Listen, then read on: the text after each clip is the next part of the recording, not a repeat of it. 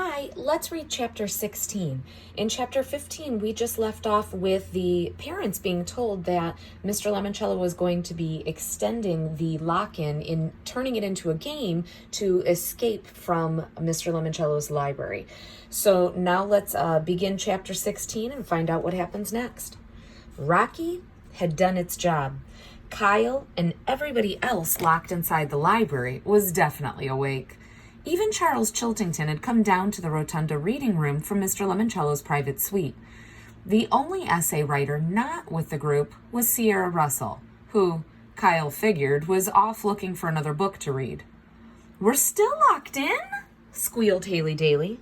"This is so lame," added Sean Keegan. "It's like 11:30. I've got things to do, places to be."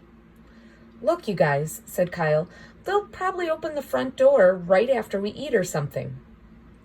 "Well, where's that ridiculous librarian?" said Charles Chiltington, who was never very nice when there weren't any adults in the room. "Yeah," said Rose Vermette, "I can't stay here all day. I have a soccer game at 2. "And dudes," said Sean Keegan, "I have a life." "Do you children require assistance?" said a soft motherly voice.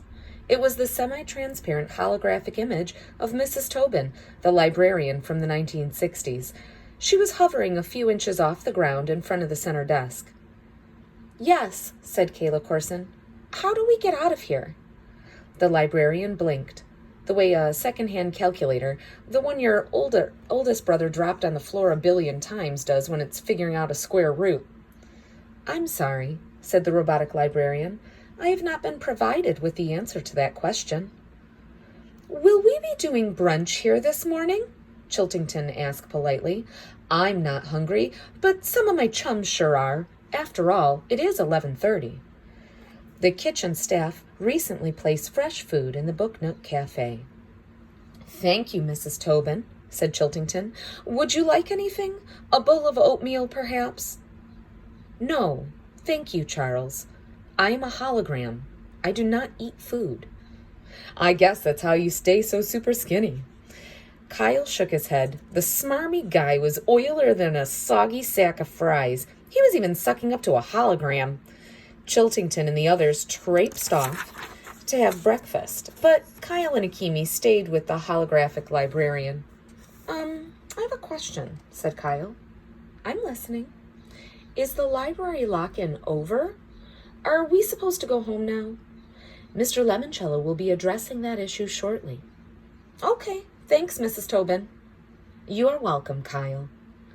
After the librarian faded to a flicker, Akimi said, "By the way, Kyle, before we leave, you need to check out that room I slept in last night." "The boardroom?" "Yeah, they call it that because guess what? It's filled with board games." "All Lemoncellos?" "Nuh-uh. Stuff from other companies. Some of it goes way back to the 1890s. I think it's Mr. Lemoncello's personal collection. It's like a museum up there." Kyle's eyes went wide. "You hungry?" he asked. "Not really. We ate so much last night."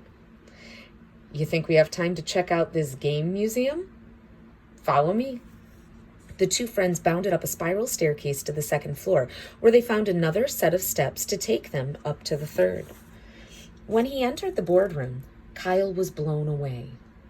Wow! The walls were lined with bookcases filled with antique games, tin toys, and card games. "This is incredible." "I guess," said Akimi. "If, you like games." Kyle smiled. "Which you know I do." They spent several quiet minutes wandering around the room, taking in all the wacky games that people used to play. There was one display case featuring 8 games with amazingly illustrated box tops. A tiny spotlight illuminated each one. "Wonder what's so special about these games," said Kyle. "Maybe those were Mr. Lemoncello's favorites when he was a kid." "Maybe." But the slogan etched into the glass case confused Kyle. "Luigi Lemoncello, the first and last word in games." "But these aren't Lemoncello games," he mumbled. The first spotlighted game in the case was Howdy Doody's TV game. After that came Husker Du. You Don't Say, Like Minds, Fun City, Big Six sports games, Get the Message, and Rough and Ready. It's a puzzle, Kyle said with a grin. I thought they were games. They are, but if you string together the first or last word of each game title... He tapped the glass in front of the first box on the bottom shelf. You get the message. Really? Said Akimi, sounding extremely skeptical. You're sure it's not just a bunch of junk somebody picked up for like 50 cents at a yard sale? Positive. Kyle pointed to each box top as he cracked the code. Howdy. Do you like fun games? Get ready. Miguel Fernandez barged into the boardroom. Here you are. We need you guys in the Electronic Learning Center now. Why? Charles Chiltington wolfed down his breakfast, then raced up here to finish the game he started last night so he can enter his name in the first high score. So? The game he's playing is all about medieval castles and dungeons. This time Akimi said it. So? He's escaping through the sewers. The game has smell-o-vision. You ever smell a medieval sewer? Trust me, it is foul and disgusting. The three of them dashed up the hall and entered the stinky room where Charles was sitting in a vibrating pedestal chair, thumbing his controller. As his avatar sloshed through a sewer pipe, the subwoofers built into a seat made every squish and splat rumble across the floor. Whoa, said Kyle. Knock it off, Charles. You're pumping out total tear gas. Because I'm in the sewers underneath the horse stables. It's the secret way out of the castle. I'm going to win another game. That's 2 for me, Keeley. How many for you? Yo, said Miguel. This room is 2 stories above the cafe. The ductwork is connected.